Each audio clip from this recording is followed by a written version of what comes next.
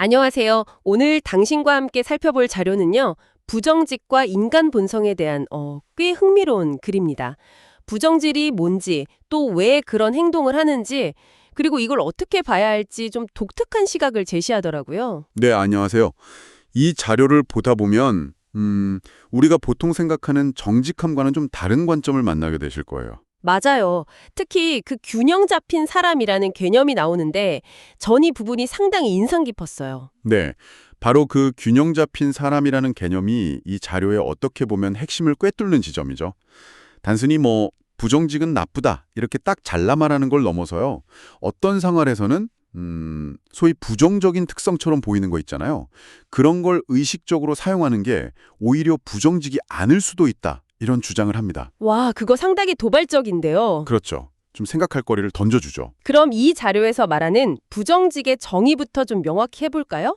어떤 행동들을 구체적으로 말하나요? 네, 자유에서는요. 부정직을 이기적인 이유로 불법적이거나 부당한 이익을 취하는 행위 이렇게 정의해요. 예를 들면 공무원이 나랏돈을 슬쩍한다거나 아, 횡령 같은 거요? 네, 아니면 전문가가 일부러 좀 잘못된 정보로 사람들을 오도하는 것, 또 지킬 생각도 없으면서 약속하는 행위 이런 것들이 다 포함되죠. 꽤 광범위하네요. 심지어는 국가 간의 협상에서 한쪽이 비밀리에 약속과 반대되는 행동을 하는 것까지도 언급해요. 와, 결국 핵심은 그 의도적인 기만하고 이기심에 있는 거죠. 의도와 이기심. 네, 알겠습니다. 그런데 자료를 보면 좀 재미있는 부분이 정직이 최선의 방책이다. 이 격언이랑요, 동시에 세상은 속기를 원한다는, 이건 상당히 냉소적인 인식 아닌가요? 이게 공존한다고 지적해요. 왜 그럴까요? 글쎄요, 아마 현실이 좀 팍팍해서 그럴 수도 있고요. 뭐랄까, 진실이 때로는 너무 부담스럽거나 아니면 현대사회의 그 치열한 경쟁 같은 거 있잖아요. 그런 불리한 조건들이 사람들을 어쩔 수 없이 좀 부정직하게 만드는 면이 있다? 이런 현실 인식이 담긴 것 같아요. 생존을 위해서랄까요? 그렇죠. 그런 맥락일 수 있겠죠. 여기서 이제 중요한 대비가 나와요. 바로 불균형한 사람하고 균형 잡힌 사람의 차이점입니다. 아, 드디어 나왔네요. 그 균형 잡힌 사람. 그럼 불균형한 사람은 역시 이기심에 좀 휘둘리기 쉽다. 이런 건가요? 네, 맞아요. 불균형한 사람은 자기 이익에 따라서 쉽게 부정직한 길로 빠질 수 있다고 봐요. 하지만 균형 잡힌 사람, 이 자료에서는 입문자라고도 표현하는데요. 이런 사람은 행동의 결과가 어떻게 돌아올지 그 보편적인 법칙, 그러니까 소위 카르마를 이해하고 있다는 거예요. 그래서 더 의식적으로 행동한다는 거죠. 단순히 착하다, 이런 걸 넘어선 개념이에요. 그렇군요. 그럼 이 균형 잡힌 사람은 구체적으로 어떻게 다른 건가요? 항상 막 진실만을 말하고 그런 사람일까요? 바로 그게 이 자료의 흥미로운 지점인데요. 이 사람들은 일단 지킬 수 없는 약속은 애초에 잘 안 하고요. 상대방이 꼭 알아야 할 정보가 있다면 숨기지 않고 또 정당한 이유 없이 막 핑계대고 그러지 않으려고 해요. 기본적인 정직함은 갖춘 거죠. 네, 그건 기본이겠죠. 네. 그런데 동시에 자신이나 다른 사람에게 불필요한 해를 끼치지 않는 방식으로 행동하려고 해요. 여기서 이 자료에 독특한 주장이 나오는 겁니다. 때로는 부정적 혹은 소극적 자질이라고 표현하는데 이런 걸 정당하게 사용할 수도 있다는 거죠. 부정적 자질이요? 그게 구체적으로 어떤 걸 의미하는 거죠? 혹시 거짓말을 해도 된다 이런 뜻인가요? 꼭 악의적인 거짓말이라기보다는요. 예를 들면 어떤 상황에서는 침묵하는 것, 아니면 모든 정보를 다 까지 않고 일부만 말하거나 어떨 땐 좀 소극적인 태도를 취하는 거, 이런 걸 포함할 수 있어요. 아, 침묵이나 소극성. 네.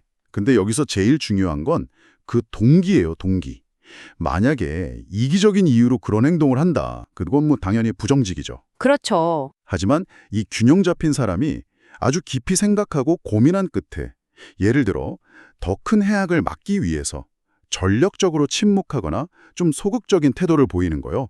이건 부정직과는 다르다. 이렇게 구분하는 겁니다. 와, 이건 정말 생각할 거리를 많이 던져주는데요. 같은 행동이라도 동기에 따라서 완전히 다르게 해석될 수 있다. 이 말씀이시군요. 네, 그렇죠. 근데 이러면 좀 자칫 자기 합리화로 빠질 위험은 없을까요? 나는 좋은 의도였어 하면서요. 물론이죠. 그래서 자료에서도 그 점을 분명히 경고합니다. 이 기준은 주로 내면의 성숙을 어느 정도 이룬 그 입문자 수준의 사람들에게 해당되는 이야기고요. 일반 사람들 같은 경우에는 아주 드물게, 그것도 정말 순수하게 이기적인 동기 없이 행동했을 때만 해당한다고 딱 선을 그어요. 아, 함부로 적용할 개념은 아니군요. 네, 함부로 나도 균형 잡힌 사람이니까 괜찮아, 이러면 안 된다는 거죠. 오늘 살펴본 이 자료는 부정직이라는 문제를 그냥 단순하게 선악, 흑백 논리로만 볼 게 아니라는 걸 보여주는 것 같아요. 인간의 본성이나 사회적인 압력, 또 개인의 어떤 내적 성숙도와 다 연결해서 좀 입체적으로 봐야 한다, 이런 느낌이네요. 맞습니다. 특히 그 균형 잡힌 사람이 상황에 따라서는 침묵이나 소극성 같은 이런 소위 부정적 자질을 의식적으로 또 정당하게 활용할 수 있다는 관점, 이건 우리가 보통 생각하는 정직에 대한 통념에 좀 질문을 던지는 것 같아요. 네, 정말 그렇죠. 과연 단순한 속임수와 덮은 피해를 막기 위한 어떤 신중한 행동 사이의 경계는 어디에 있을까? 이런 고민을 하게 만들죠. 네, 이 자료를 바탕으로 당신도 한번 생각해 보시면 좋겠습니다. 당신의 삶에서 마주하는 여러 복잡한 상황 속에서 진정한 정직함이란 과연 무엇일까? 그리고 때로는 말을 아끼거나 한 발 물러서는 것이 어떤 의미를 가질 수 있을지 한번 스스로 질문을 던져보시는 건 어떨까요? 좋은 질문인 것 같습니다. 다음 저희 탐구에서 더 깊은 이야기로 다시 만나 뵙겠습니다.